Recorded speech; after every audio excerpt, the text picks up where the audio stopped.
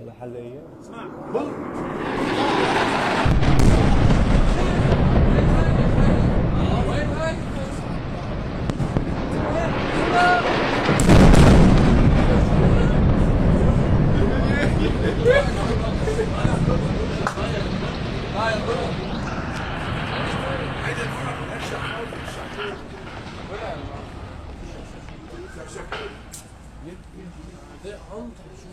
العالم على الطريق العالم على الطريق العالم على الطريق ليك ليك ليك ليك ليك وين هاي؟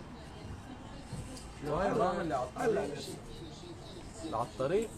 هلا شوي واي على الحي اكثر يلعبون السنترات واي على الحي هلا ضربوا شوي فات واي على الحي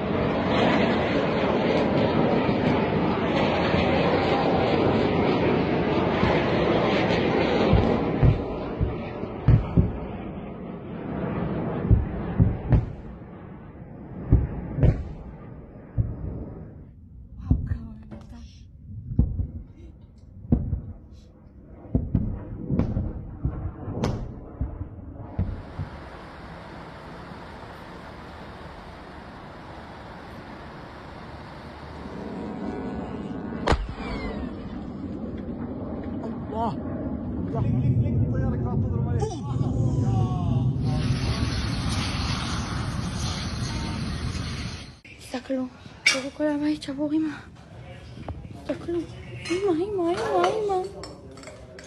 אמא, זה לא השם.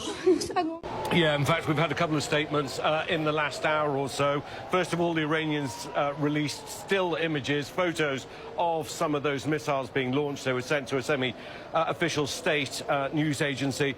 First statement comes from the Iranian Revolutionary Guard Command. It says that the operation was conducted based on a decision made in the Supreme National Security Council and with the support of the army.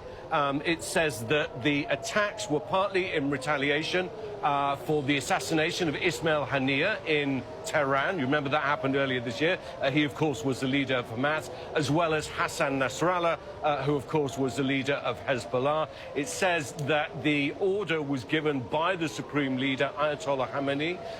Also a statement from the Iranian mission. This is at the United Nations, where you are in New York, saying Iran's legal, rational and legitimate response to the terrorist acts of the Zionist regime, this is what the Iranians say, has been duly carried out. They then go on to warn Israel, should Israel carry out any kind of response or commit further acts of malevolence, a subsequent and crushing response will ensue. They're also warning other countries who are allied with Israel to not side with them and to distance themselves. So they're certainly feeling very emboldened by this.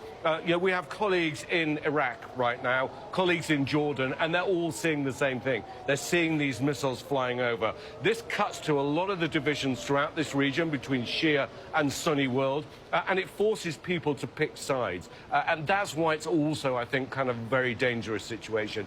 Iran now warning Israel not to respond.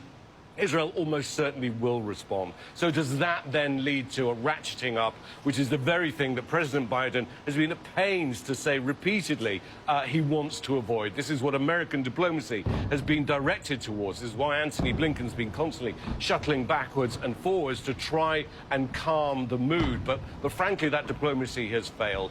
Calmer voices have not prevailed. And certainly right now, we're looking at a devastating night for Israel. Here in Lebanon, the attacks continue. Nearly 1 million people forced from their homes. This has been a terrible 2 weeks for Lebanon. The situation we know in Gaza has been absolutely awful. You've also got the West Bank, and now the possibility that it then spreads to Iran. So I think we're in a very, very dangerous moment for the Middle East, and it will affect America, it will affect Europe, and most of all, it's going to affect the people who live here, who don't really get a say in the decisions of their political and military masters.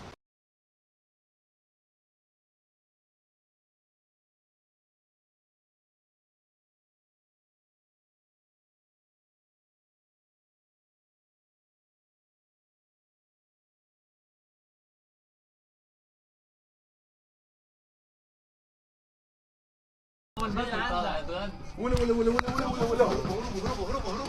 راح المطار والموسى افتح الفيديو افتح الفيديو